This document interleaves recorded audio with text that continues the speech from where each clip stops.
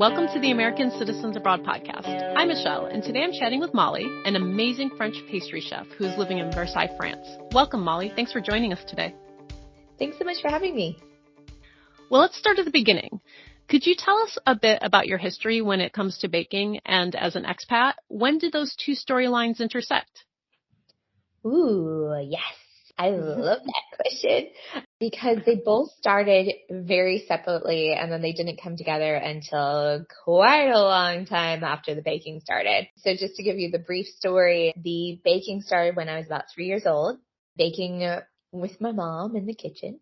I just absolutely loved it. And it was something that she did to get me occupied. And I think she could tell that I really enjoyed it too. In terms of France and living abroad, that didn't enter my mind until I actually studied abroad when I was in college. And I had my first taste of France.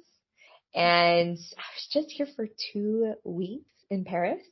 And I just fell in love with it. Before that, I was not a Francophile at all, but walking around the city and seeing the architecture, the different culture, the food, the markets, I kept telling myself, how was I going to return and when could I make that happen? And it wasn't until 7 years after that, maybe more than that, 7 or 8, that I made it possible. In the meantime, I graduated from college. I was continuing to bake and I started working for a digital marketing firm, doing online advertising for hotels, but also constantly bringing baked goods into the office because I just loved it. And any excuse to be in the kitchen and make something new was A-okay with me and my team. So yeah, I did that for several years. And I remember in my interview, the HR person asking what my passion was. And I said baking. And I believe they really helped foster that because so many people would ask, when are you opening a bakery? When are you going to school? And finally, 5 years after that, it started to kind of take place in my brain. I went to a community college to try it out. And then I moved back home for a year to save and also to do all sorts of planning because, as we know, moving abroad is not easy. That's when the two came together because I looked at going to pastry school in the U.S. I found that it was extremely expensive if I wanted to go to a good school. Then I turned my sights abroad. I thought, why not? Julia Child had gone to the Cordon Bleu. There's some amazing schools there. And so I started to do some research. I had never been to the Cordon Bleu in Paris to do a tour or anything like that before I applied. I was, very excited about it and did lots of planning beforehand to try to make the move a little bit smoother. So that is when the two paths crossed for sure. Could you speak about studying at the legendary Le Cordon Bleu? Could you describe your experience studying there? Absolutely. I absolutely adored it. I loved it. It was an amazing experience. I was at their older location, which is by Metro Vaugirard in the 15th arrondissement, and it was teeny tiny. There were 3 floors. In my class, there were 75 people. We would go into a space where a top chef would demonstrate 3 to 4 different recipes. And then after that, we were broken into smaller groups of 15 people to go into what is called practical. For that, you go into the kitchen and you're actually making 1 to 3 of the things that the chef has shown you. So you are putting that into practical use, so to say. In terms of just general feelings, I was just excited every single day to be there. I didn't mind the hat, the necktie, the uniform. Absolutely adored it. And I was learning so much. In the U.S., I had only been making cookies and brownies and cakes, whereas going to the Cordon Bleu, obviously I was learning French pastry, which is extremely different. My passion for that specifically was definitely founded at that school. Because when I graduated, I just continued along that path. I would say an amazing experience. I would highly recommend it. Something that might be interesting to folks that are listening is that there are two very well-known schools in Paris. There's Ferrandi and there's Le Cordon Bleu. Le Cordon Bleu is very, very well known internationally. And so it's really great if you plan on, going back to your home country, working there. Like in the US, I had absolutely no problem getting a job with my certification in pastry. Whereas in France specifically, it's not very well known. So that's a very interesting little tidbit. And then Ferrandi, on the other hand, it's completely opposite. It's lesser known worldwide, but it is very well known in France. I believe it's getting more well known around the world, specifically in America, due to bigger chefs who have been there. So that's something to consider. Like if anyone is thinking about going to the Cordon Bleu in terms of what your plans are after graduating. Speaking about after graduating from Le Cordon Bleu, you had an internship. Could you tell us about that? By being a student, we had the opportunity to do an internship of 2 months at a bakery that either you chose or they helped you choose. I had the possibility of working for people like Pierre Hermé or another very, very, very well-known pastry shop, Serville Lignac, or I bet Cedric Groulet is probably on the list, something like that. They're always looking for young bakers to help out with certain tasks. But I decided to go with a very small pastry shop in the 10th arrondissement called La Fabrique et Gâteau. And it is run by 2 women chefs, and that is it. And it was an amazing opportunity because I was able to go in and learn absolutely everything about running a pastry shop, but also about putting together everything that went in the case every single day. So it was a very well-rounded experience for me. Completely in French, so that was a little intimidating, but great as well. But yeah, I chose that because I wanted to learn as much as I possibly could and really take advantage of that situation. Whereas if I had chosen a bigger name, I would have been placed in a warehouse situation where I might have been making tart shells for about 4 weeks. And after your internship, you returned to Texas. How long were you there until you went back to Paris?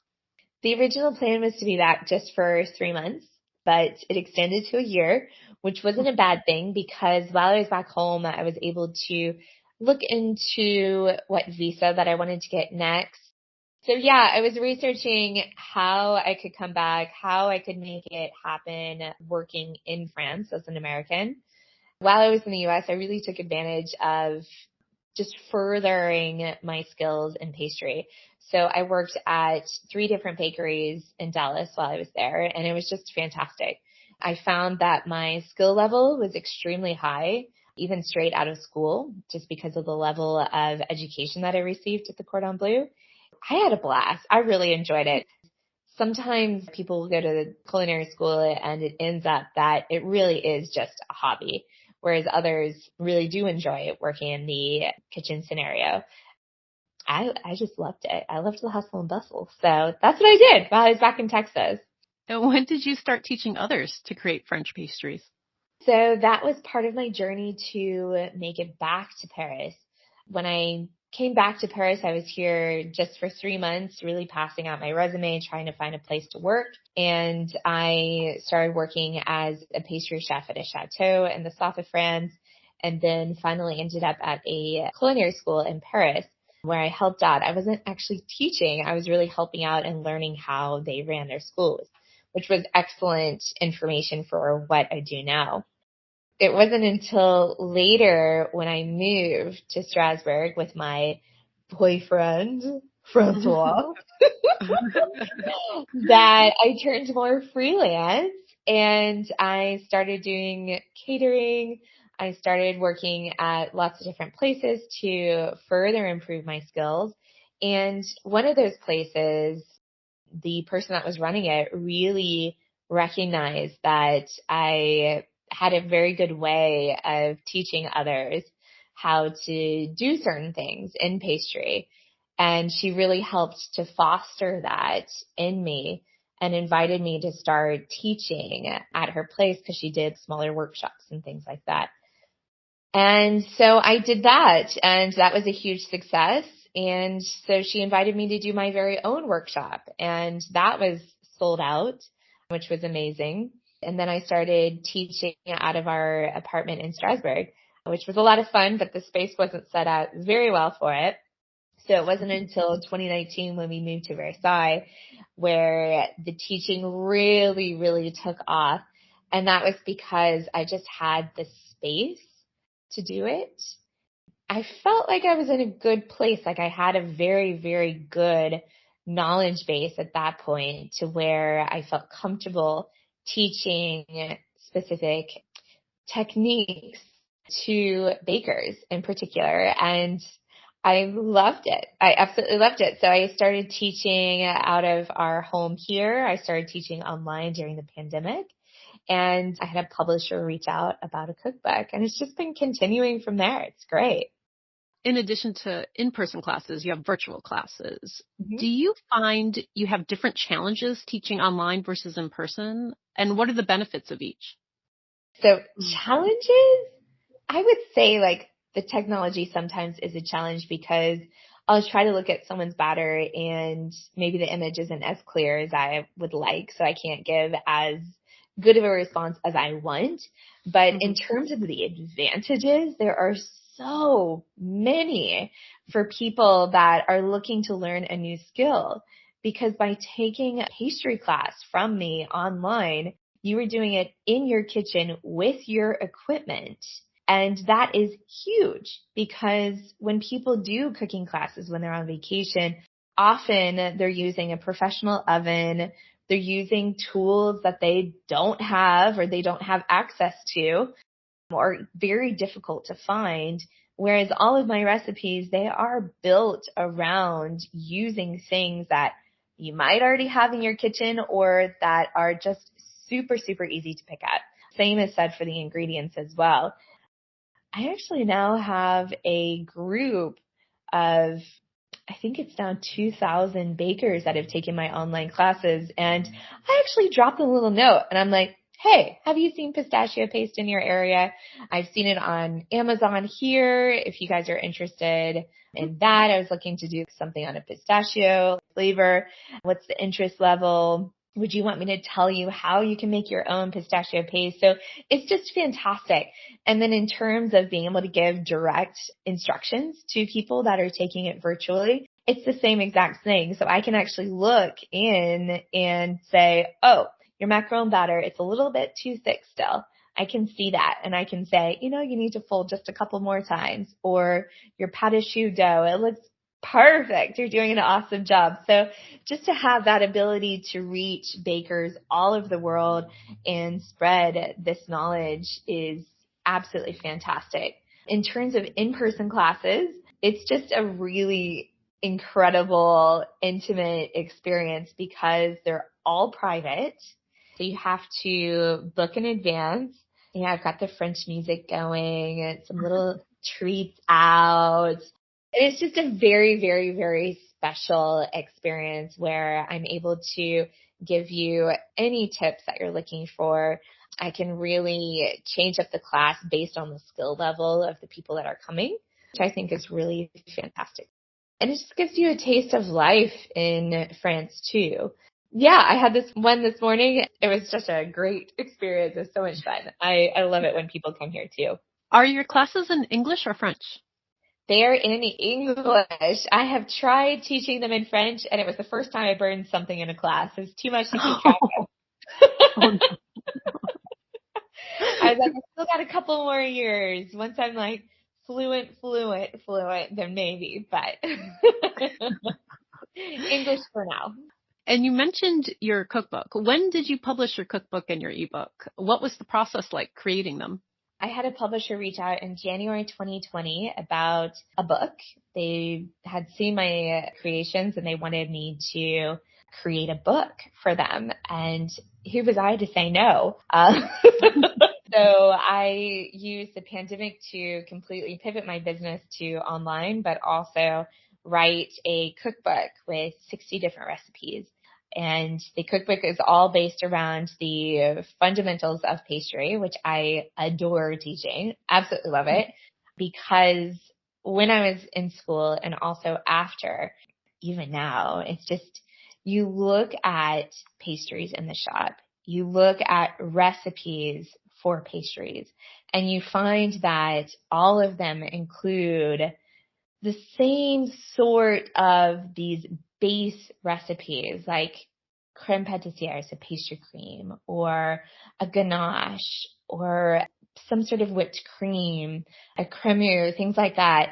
And so they all include those pieces, but in different ways, in different flavors, in different textures. And so if you know those, you're able to make so many different things.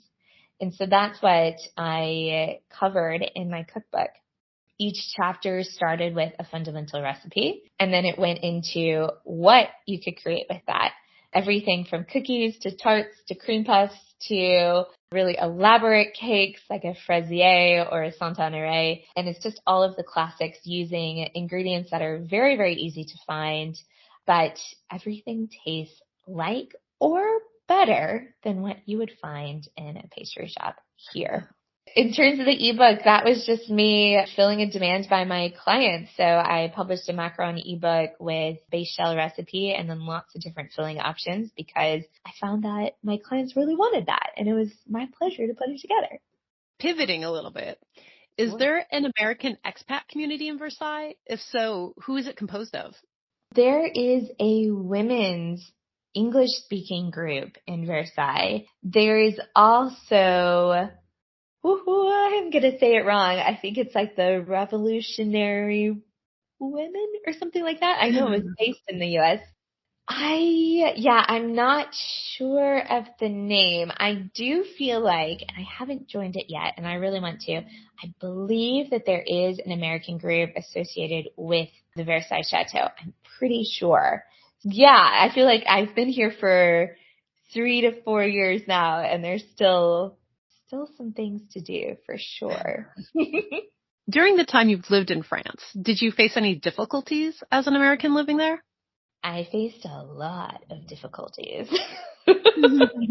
I like to tell people who ask, how did I make the move, that France just really makes you work for it. And it's the people that really persevere that are able to end up here. The visa application process is not easy. Actually dealing with bureaucracy here is not easy either.